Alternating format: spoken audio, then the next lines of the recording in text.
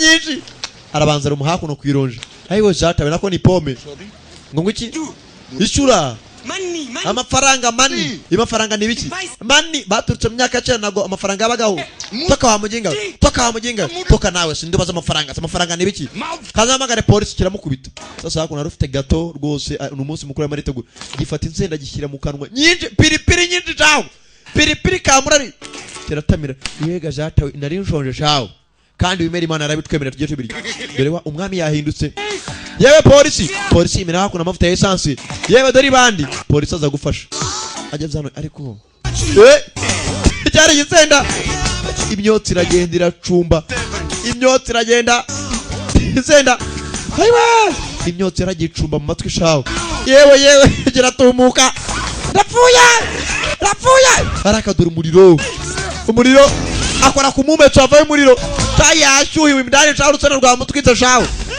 polisi nawe yaratse akanagira hakuno mu mazi kwakarage mazi ajugunya imbegeti mu mutwe wa mifupa yakaje arongera kuri cyabundi bucyashye hakuno basuritse ufite gato gatirameneka imbere y'abantu Tafanda araseka akuramo hakuno inuza mu mutwe wa polisi barongera gato bundi bucyashye irasenyuka Fanda araseka bajugunya inuza araka uko yagasine baramuhereza imifupa mumetso wokibesha arimo arokerwa umumetso urimo uramutwika arimo arokerwa shawe kwa yakokerewe aza hakuno yewe data we ayiwe data we yararimo arokerwa shawe mbega karuhuko wangu mwami biriya bintu nariye mwami byatumye nokerwa wangu ubu naruhutse mwami inangiriyano kumbe hakuno arwazanye ibuye sasa uyu nguyu wari warakeneye kugura ibuye iri buye akeneye kurigura bararimuzaniye ku mafaranga make kirangije gifata amadolari 20 igihe umukecuru cyari cyemeye gutanga $8,000,000 buye ni ry'agaciro naritsindiye wangu yo tugaruka hakuno hari amaradi yagurishwe mu isoko hano sasa hari wavuze ngo ese kuko murashonje radiyo irimo iravuga ati cyane inzara yanyu imeze ite irarenze sasa radiyo irimo iravuga direse ati mwicare hasi mwitegure kurya sasa radiyo irimo iravuga byo bikumva ibyo radiyo ivuga bikabikurikiza kiriya ni ikimenyetso wangu batubwiye ngo tujye ahantu hacuruzwa amafi turabona ibyo dukeneye mujye ahantu hitwa water restaurant fish out water restaurant ziri hakuno muri ya restaurant mugenzi ibigori byaje mu biribonemo amafi bikabona ibyo bikeneye hari abasohokeye mu bitesheni ati ni mwiza sheni wa mukobwa n'umuhungu bakundana igisore cyane gikunda urugomo sheri biriya bigori twarwanye tunatandukana hoya sheri nakeka yabishakaga dore mifupa hakurya bambwiye ngo kuri restaurant irimo amafi water fish restaurant ko yakaje mifupa atari fi barasakuje kumbe kureba gutya we muzamuke mukore cya kina gazi mufupa kiraza cya mufupa yewe ni mufupa ndiko bakazanye ikigoryi na rugenzi rwacyo ye mugende ikese muratubaza ikese usoke mwabaginga mwe ikese babona umuginga atwaye ibuye ryacu ekure dore umuginga ufite ibuye ryacu bagize gucya ekure arahinduka ekure guhinduka do yahindutse numona kano umugabo wawe ufite umugabo wawe ufite ibuye wowe araduha ibuye ryacu warihishe kuko arahindutse tukwegereye nta buye mfite mwuka apfa ibuye naryo mfite umwami anongera agaruka ibuntu urarifite wangu mufate mwami mufate no ufite imbaraga umwami araza yikorera umuntu aramuterura bajugunyiranga hakuno mbere y'abantu mwamura imyenda wanga ararifite mu myenda ndabizi neza cyane ararifite bone aruba ku sifi we zari buye wa muska we batangira kumwambura imyenda baraca bakeneye ibuye niba ari no mapantaro barekurayo yewe ararifite mu mwindani mo indani rebana tatonze mindani ririmo bamanura ipantaro batera mino kindani ntaryo ubonye mindani hoya karahinduka sasa yahindutse ahita akora kikeneye cyose hari umuntu ufite ibuye rirano hafi iyo ushaba muteye intoki shaho kumbe dore ifite ibuye yewe ngiri ibuye okay tati go cherefite mujisho ibuye wangu Lani, relax man, I was keeping it safe. sasa mujinga turimo turakoza ibuye wa mbere yewe panu divamo komeza wa muswa we ibuye bararirwanira amuswe wakoze ibiki bamujinga uri umubeshi niwe mubeshi toka mbere yangu bamujinga sheri dutaje wihangana ziba wo kapfa we agakobwa kumbe ko yagahindutse afite ibuye fata wo kapfa rero cyari kamindukirira ye mufongo umujinga babasubije gereza bwa kabiri zazi bigiye ibyo bifite imyaka polisi buri munsi razi kajyana ibintu agazo inyuma y'amafera beto turapfuye wangu turapfuye tu This I can kill myself. Mwana inzara iranyishe sasa nta nyama itaribwa apfa kuba ifite akanyama kaze nkwereke mwijoro kiratamira kinyenzi nta kundi wangu igumbu yungu y'umugenzi wa mukobwa afite akandigo My darling Rashmi. mukundwa Rashmi You will meet a traditional African doctor. uzahura n'umuganga w'umunyafrika gakondo You uzamufashe please help him in his quest. uzamufashe mu byo azagusaba byose sasa nyirakuru uyu mukobwa yamwandikiye akandiko ese nyirakuru uyu mukobwa ninde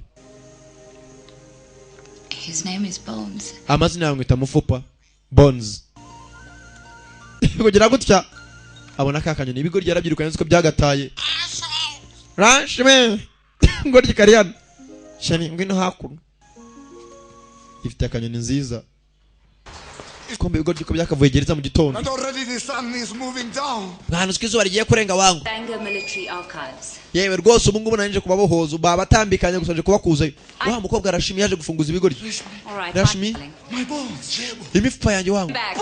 nagarutse mbega bitangaza ibikunda umukobwa shawo Thank you, great one. man wakoze man thank you great one mwakira ibuye ryanjye The feather from my coat. oya ari rimwe mugeze mande yahita hinduka tugaruka hakuno wakigwa ryiwe Yesu wangu yo Keeping it safe for you. nari nimo nari kubikira wangu nyine amafaranga yanjye yacintazo nyene ibuye dukeneye ibuye turi baki Burn your ass. ibuye muhumetso yadushakemo nabwo tujye kubataka sasa bagiye kwataka inanga z'Imana ngo bazake ibuye bakora yimbunda Rashmi, make speed. wangu Rashmi reka dukomeye twiga hano twaturutse I've got it. abaretse gatwiga kwibuye Balinathan enlisted in the British Army as a cook on the hano uriya musore ngo umuhinde yaje kujya mu Bwongereza abajyamo nk'umutetsi of January 1879. yabajya mu 1879 1879 Deserted 2 months later. nyuma yaho yaje gucika amezi abiri aciyeho It was learned that Balinathan had stolen a precious gemstone gusa uyu musore ngo yari yaribye ibuye ry'agatangaza mu giturage cy'iwabo fishing village where he lived named Atharam. ahantu yari yibye ngo nagace turigamo kitwaga Athram Stone was the eye in the statue of their fishing god. kano ngo iribuye ngo ryari ijisho ngo muri statue y'iwabo ngo basengaga yitwaga imana y'uburobyi fishing god And after it was stolen, kuva ibuye ryibwe ngo ntago abaturage bongeye kuroba ubutaka bwabo bwabuze amazi nibwongeye kwera muri make icyo giturage cyarakasiriwe where it is, umva icyo giturage nakizi nta kindi cyabaye ntago bazi ko hari abazanye mu ntago batwara ibuye bano bafashe akamodoka mugenzi barerekera bagiye mu giturage ngo basubizeyo ibuye ryaho uko bakagiye ntago bazi ko hari abakurikiye yewe kata tujyaho rwose muri icyo giturage tujyane ibuye ryaho niturigezayo tugaruke bano kugera hano basanga ambutiyaje yewe dore izuba ririmo rirarenga tugere vava ritararenga yewe mugorofani nino hagarara dutwara abaturage nino sasa ni umugorofani hakuno ni umugorofani ni abanyonzi babayo ni abagorofani nino yewe papa nino jyana na niyo ni umugorofani mujyane akwereka aho mujyana hakuno yewe njye ndaza mu kanya gato mwe mwerekere mu badirisha araka kugira gutya hari uwavuye n'imbunda icyo imbunda cyita ngo ni inkoni y'umuriro fire stick ndapfuye mwuka cukamwe wamuginga we kigoryi kiratangira bundi ngikiri gifite imihumetso cyayi komeye kugera nabona ngo uri arimo rurenganirwa mifupa ndapfuye tu baturage aruzanye imodoka arimo arirukanka batandukanye bano bari hakuno sasa umugorofani nino arimo aratwara boro umwama aramufasha afite impfundiko shawo afite supide arihuta shawo arihuta arirukanka nino bimurengaho ndapfuye mwuka cukamwe nino igihe kivamo akagabo karakomeye shawo barirukanse nino asigara muri kaburimbi ko yagasigaye umwama patiro bagiye mu giturage cyambari uko yakaje sasa hano hantu ngeze mana nyereka icyerekezo hano haraparitse akamoto uko bagaparitse akamoto ntagaze gutwara moto ntagaze umuriro ubabahe no gutwara gusa ndapfuye tu ko bakaje bamushika we moto akurafara burizi kuko anagera akamoto gatera reverse kuko kagatera reverse nagatswe mukagenda aziko bwo akagenda kareba inyuma tu sasa mufupa we agiye mukanuza kagenda reverse yewe nyamanza nyereka icyerekezo niwe Imana yanyoherereje ataka nyamanza ariko mu icyerekezo aratangira baramukurikira umugabo ari mu modoka atwaye akagorofani karacunga umuka inyamanza ni ku icyerekezo ko yakagiye nta bwoba ntaki ntagaze imodoka se nigiki karimo karagenda reverse niba kari gukata gute numbazi nakiri gukora kakikatisha numbazi gusa nyamanza irimo yakayobora gifite imbaraga ze pfira gisenga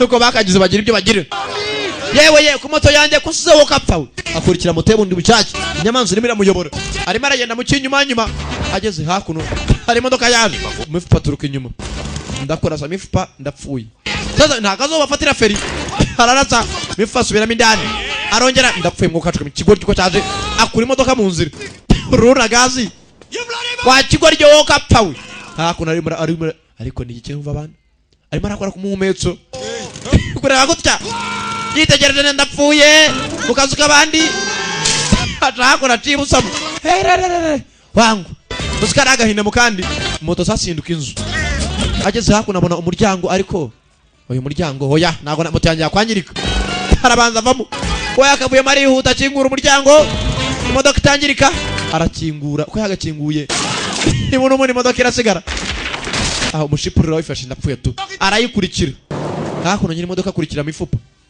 inangiriyano akamodoka kageze imbere karongera karakigaruka akamodoka karimo karashunga umuka nibyerekezo arongera asubizamo gatera reverse hakuno arabari gusenga Mana urebe icyakora cyacu Mana muri inzu yacu twibereyemo hari wagonza agapande kamwe akambere kavaho nakandi kavaho Mana himbazwe turye papa kugera gutya inzu yasambutse dore cya giturage abantu bararumbije nta muntu ugitera imyaka ngo yere nta cyatsi kikihaba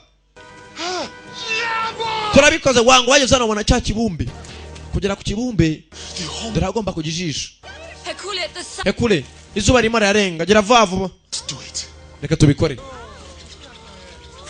zana akabuye ajye gashyiramo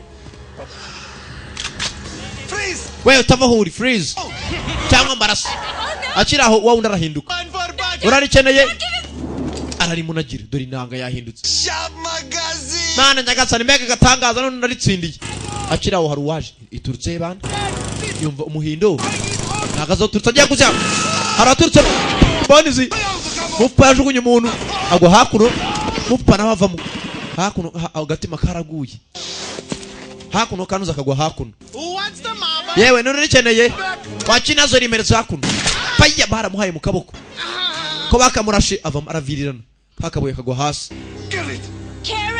we Kirit umugabo ngita Kirit ntago wanagera kubwira ngo umugabo we n'urwihebe utandatu urimo nakora ikifunga umudomo umuntu ashaka gupfira hano umwami yagize gutya arahinduka uko yagahindutse ekule we ndakurasa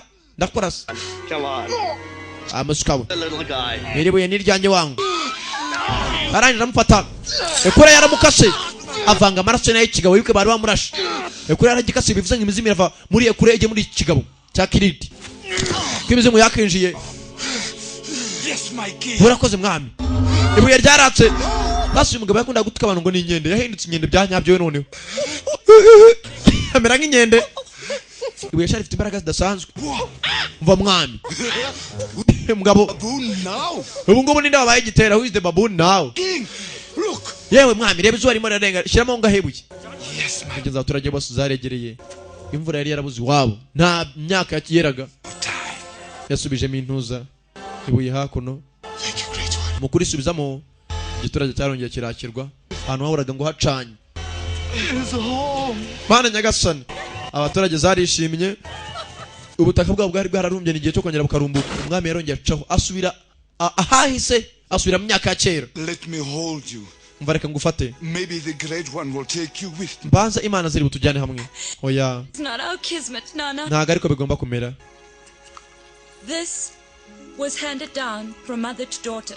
aka kantu katurutse kera cyane umurimo umubyeyi agaha umukobwa we from my great grandmother to katurutse kuri nyogokuruza wanjye w'agatangazo wa kera. We'll see it again. Mbanza mushaka kuzongera mukabonana. Must go. Ugomba kugenda. Goodbye, Nana. Urabeho Nana. Mufupa yaciyeho asubira mu myaka ya kera. Umukobwa zasigaye hakuno. Bano barishimye ko bano yabagasubiye hahise. Basubiye mu myaka ya kera. Bano bakiri hano barategereje bazi ko umwami yahunze bakira bumvisha ihembe rivuga. Abaturage zarishimye. Babonye umwami agarutse. Umwami yaratahutse. N'umugore we. Barongeye barabonana. Your king is back. Umwami wanyu yagarutse. Yagarutse muhira. Yego. Bagomba kwishima. Impundu zikagera zikavuga arya ziravuga zikora iki? Alone. Sigaye njyenyine. Bana, bigenze. Sasa mifupa mugenza urashaka umugore yaramubuze. Uko yaje kuragura. I lost my heart. Umutima wanjye uri hehe? Afite akantu yita umutima. Wibuka karatakaye. Abuze umutima we. Little flower. Wakarabyo we. With the heart. Ugiye kumbera umutima. Akarabyo kagiye kuba umutima. Atangira kuragura. Great one. Sogokuru wa nino. Inside the cave. Na segokuru wa Oscar muri inyubako ndimo y'umuririmbo. Somehow. Ndabinginze. Mukora ibitangaza. Man, icyo nifuje kibe man. Mumfashe. Araka. Pa. Arajugunya. That was really beautiful. Mbega byiza. Haramuvugiye imbere. Dore umukobwa wambaye neza. Dore mwiza. Dore wa mukobwa nawe yaragize agaza mu myaka ya zamani. Mu myaka ya kera.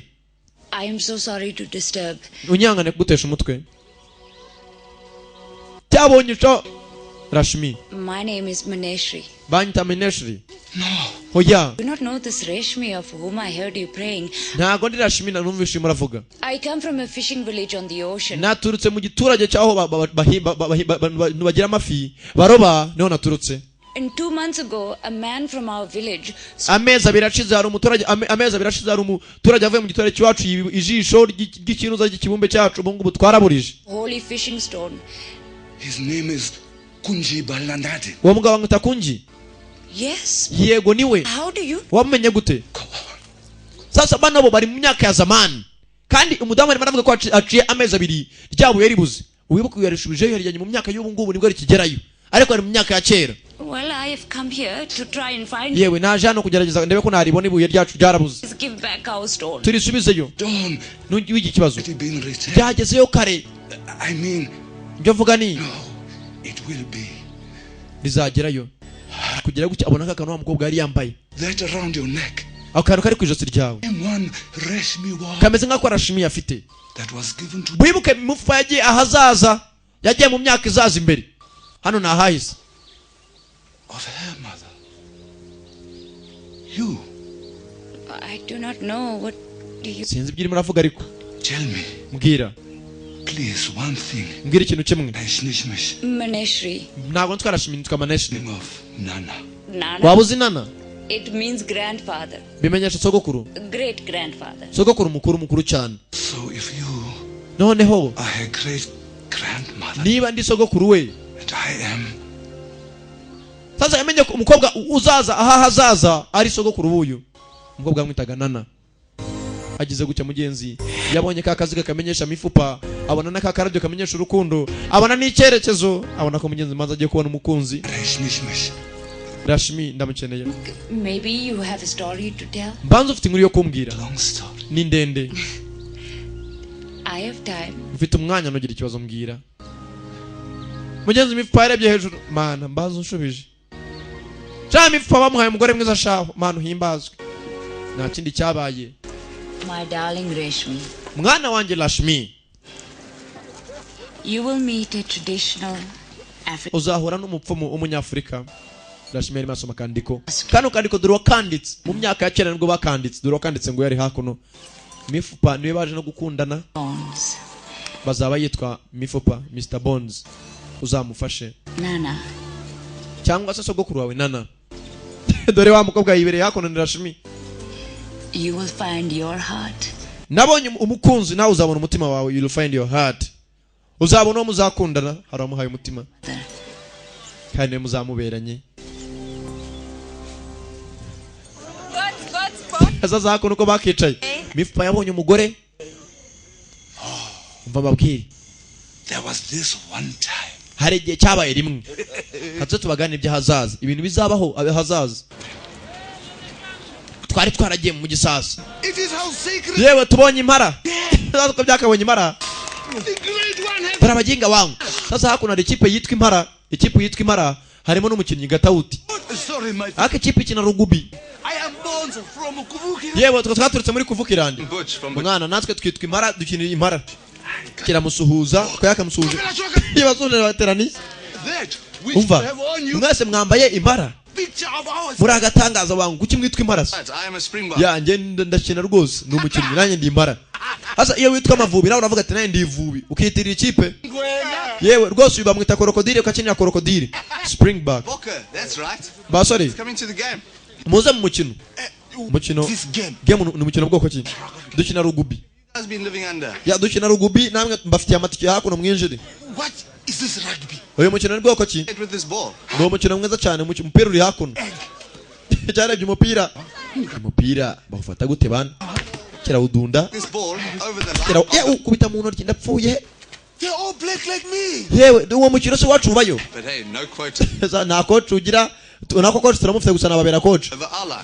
mureke tugende hakurya tujye muri match You what? I've got 2 tickets here. mfite hano amatike abiri abinjiza muri stade muze mwinje murebe agapira nk'abandi bose tugiye gukina rugubi ni wa mukino bakina basa nk'abarwana bambarana hasa byabonye hakuno inshuti mbega umusore mwiza tumubera inshuti hasa ko byakabaye inshuti byaje muri match nk'abandi bose hakuno muri stade Nyamahoro So you see, Bones yewe wabibonye had got to take the bouncing egg yaduhaye itike none bagiye gukina agapira ni amakipe abiri today. hasa imikino bakina Dodge all black. niya mikino basa nk'abarwana kandi wa musore w'inshuti yabo ari hakuno muri match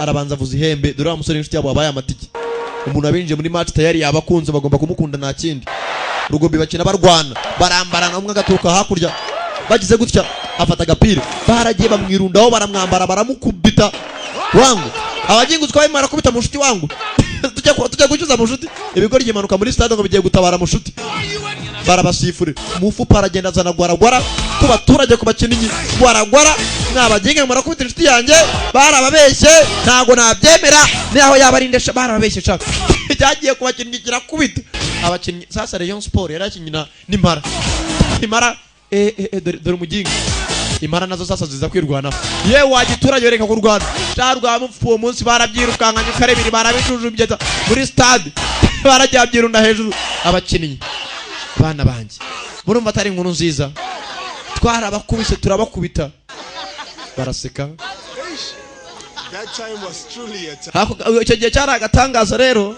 Yebo sweet pipi. mbega agatangaza sheri wanjye Come on here. sasa hakuno babazaniye ibintu by'iterambere shyira mu matwi ibayita iPod uko agakiza kuteri acuranga umuziki pure yewe umuziki w'abantu jyamacho dore nino dore amaso wo kacukawe mugenzi filime nayo ndakeka irimo irasozera twarebaga Mr Bones babigishije uburyo yakina rugubi abana nabo batera imbere batangira kwishimisha muri mu myaka ya kera bano bo rugubi bayimenye mu 1800 ni nayo mpamvu bavuga ngo muri Afrika y'Epfo biri mu bihugu bya mbere bya Afrika bikina rugubi bamenye rugubi kera cyane bayizaniwe n'abongereza bakoronije igihugu cyabo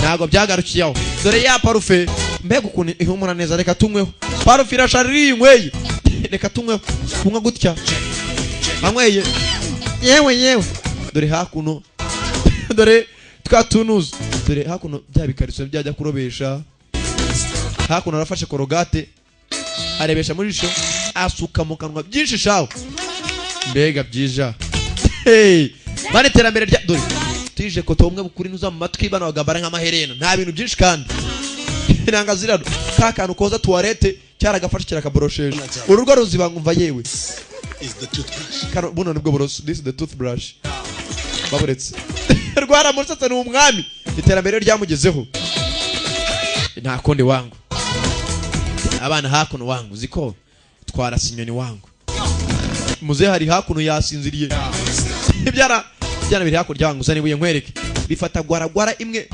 pima wangu pima hakurya adupime he bantu ya muze baronye baramuha mugenzi filime nene nababwiye ngo ndaceka imirasozera twarebaga Mr Bones dore wabonye ibintu ukuntu basya barasya arimo arasya ubwato hakuno burakora, ubwato buragenda buhoro shaho, afata ka kamashini hakuno karapa kemwe bavurisha amata ka kijyambere, akazana mu mazi kagiye gukora nka moteri, ashyira mu mazi ko yaga karaza, ubwato buragenda burihuta shaho. Leon Scooter niyo yari Mr. Bones. Twarebaga mifupa n'umugore bayaragiye ashaka umugore mwiza shaho. I lived happily ever after. Mugenzi ngo yari inkuru y'ubuzima bwanjye, ngo nyuma yaho naje kuba mu byishimo, mbaho neza n'umugore wanjye mwiza arishima. To eat the little red chili fruits that burn my ass. Filime nano kigenzi abagenda bakunda cyane cyane, aho ngumvaga na wundi mwari kumwe na Sankara the Premier, ndabakunda. Twarebaga Mr. Bones back from the past, ngo aturutse hahise umukinnyi nawe ya Leon Scooter hamwe n'abagenzi be, ndabakunda cyane cyane. Nimuzacika iz'ubutaha, ndariwe Samano, mwakoze kuza murabeho, naho ubutaha, hasta la vista. Do you know where the home of the story is? No, I don't know.